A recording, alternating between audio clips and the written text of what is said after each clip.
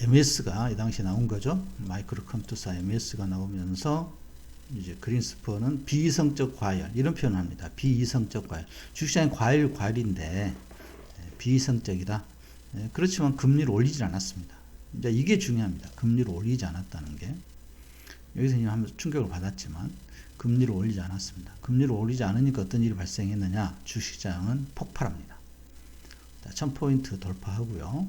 이 1000포인트는 미국 나스닥 100의 역사상 처음입니다. 얘가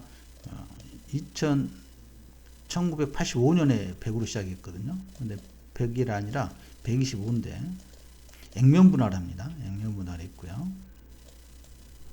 아마 이때쯤 액면분할했을 겁니다. 제 기억에 맞다면 이때 액면분할했던 것 같은데, 그래서 지금의 주가 지수는 액면분할한 주가 지수입니다. 주가 지수를 액면분할했습니다. 중요한 내용입니다. 나중에 어떤 일이 벌어질지. 자, 그래서 드디어 IT의 투자와 이때가 이제 우리가 처음으로 투자가 대규모로 이루어졌던, 투자가 대규모로 이루어진 시기입니다. 이때가.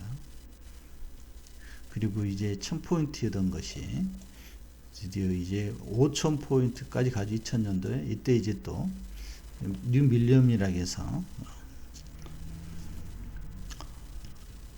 닷컴 버블의 정점. 그래서 2000년도 3월 27일이 최정점이었는데 거의 4800포인트.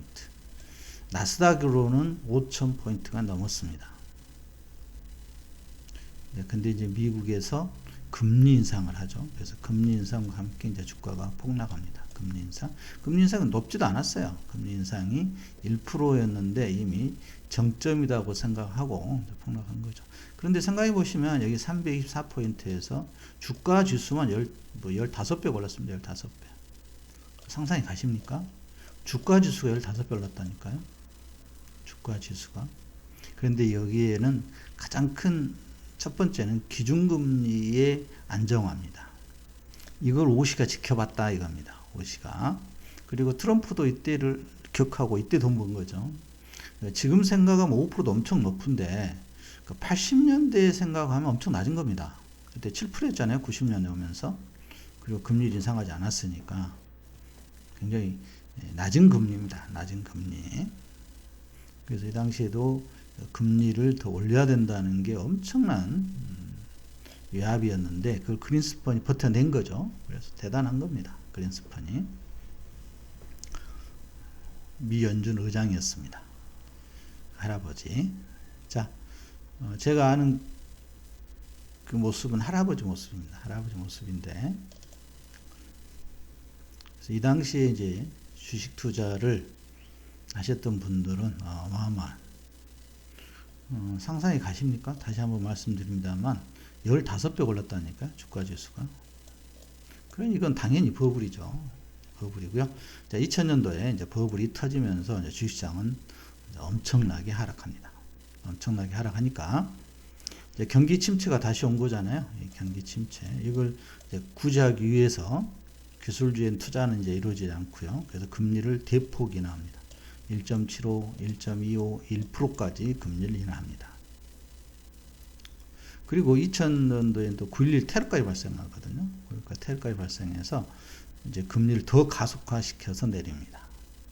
그러니까 주식시장은 이제 바닥을 잡습니다. 이 기나긴 고통이죠. 그래서 미국에서는 이 시기를 여기까지 2010년까지 잃어버린 10년이라고 합니다.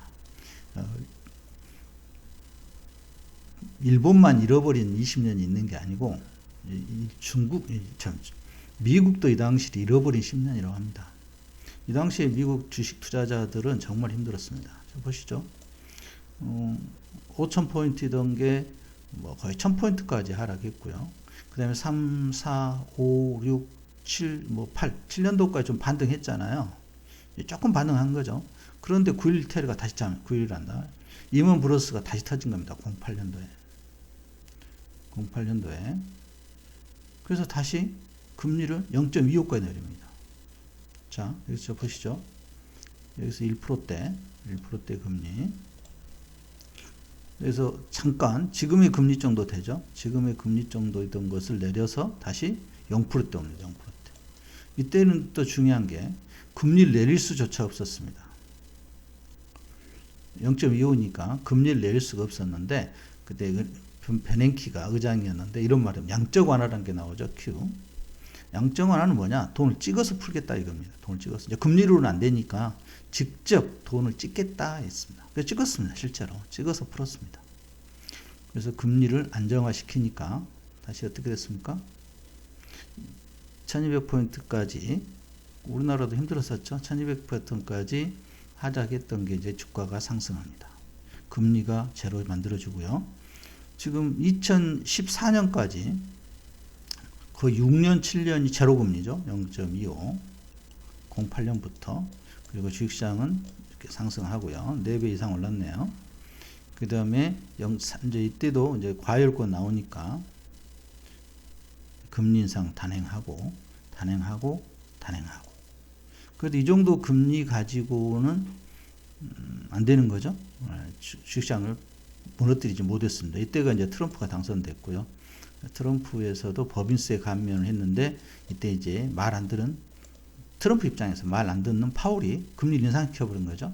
그래서 또 대판 싸운 거죠, 둘이.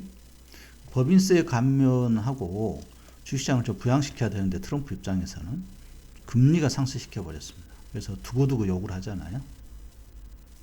그리고 기술주가 이제 실적 장세가 드디어 나오고요. 그 다음에 18년도 미중 무역 전쟁이 붙었음에도 불구하고 또 경기가 좋으니까 주식시장은 제자리인데 다시 금리를 인상했습니다. 인상 1.5, 2.5. 그래서 0.75에서 많이 오른 거죠. 그리고 이제 19년도에 잠깐 금리를 내렸는데 주가는 이렇게 폭등했고요. 20년은 아시다시피 코로나죠. 코로나가 발생하니까 다시 금리를 제로 금리로 내렸죠. 코로나 때. 20년도에 0.25, 21년도에 0.25 이렇게 됐습니다. 그래서 주가 지수는 다시 16,000포인트까지 상승했습니다. 그럼 다시 10년 주기로 보신다면 자, 2000년에 빠졌던 게 이때쯤 15년 걸려서 만회를 하는 거죠. 고점 대비로 종가 기준으로는 이때쯤 16년이죠. 그러니까 사실상 13년도, 14년도에 4,000포인트에 도달했는데 그때 15, 16년 걸린 겁니다. 15년 동안 미국 시장은 안 좋았습니다. 제자리라기보다는 이제 전고점을 돌파한 거죠. 그리고 이제 저점으로서는 이제 금리 인하 이때죠. 금융위기가 터지면서 금리 인하 이때부터 저점을 잡고 상승했으니까 1200포인트가 16,000포인트 왔으니까 주가지수가 또 10몇 배 오른 거지 않습니까? 10배, 12,000에 12배 올랐네. 12배. 아까 여기서 15배 올랐다고 했죠. 그래서 12배 이상 올랐습니다. 주가지수가. 이걸 누가 경험했느냐? 트럼프는 모두 경험했다 이겁니다. 트럼프는. 그리고 나서 22년 러시아 우크라이나 전쟁 터지면서 다시 금리 급등, 이런 금리 급등은 한 번도 없었죠. 한 번도 없었습니다. 이렇게 급등을 시킨 것은. 그러니까 지금 전 세계가 힘들어합니다. 역대급 금리 인상입니다. 다 폭락했고요. 기술주들 폭락했습니다. 그때 엔비디아가 300달러 했던 것이 100달러까지 하락하죠. 지금 액면분할이었지만 액면분할 했잖아요. 다시 이게 이제 1,700달러까지 온 거고 그래서 액면분할되어 있는 상태고요. 모든 기술주가 이랬습니다. 이때 폭락을 맞았고요. 자, 이때 이제 드디어 이때 만났던 트럼프의 우군 페이팔 그룹이 다시 페이팔 마피아가 등장을 하는 거죠. 그리고 나서 지금 금리가 이렇게 돼 있습니다. 그래서 대부분의 지금 뭐 언론이라든가 경제학자들은 지금 이번에 전쟁, 미국-이란 전쟁과 더불어서 다시 금리를 인상할 거다 이렇게 예상하는데 저는 반대로 예상합니다. 금리 인하합니다. 인하 쪽에다 베팅합니다. 트럼프가 금리를 인상할 성격이 아닙니다. 그러니까 트럼프를 제어할 사람은 지금 지구상에 한 명도 없잖아요. 한 명도 없습니다. 유일하게 지금 트럼프를 지지하고 있는 마가그룹이잖아요. 이 마가그룹의 성격에 대해서 다음 시간에 여러분들하고 한번 또 계속해서 언급할 텐데요. 자, 주가지수가 이렇게 10배 이상 올랐던 적이 이때를 제외하고 두 번이나 있었다는 거. 90년도에 한 번. 그 다음에 2020년도에 지금 하고 있는데 여기서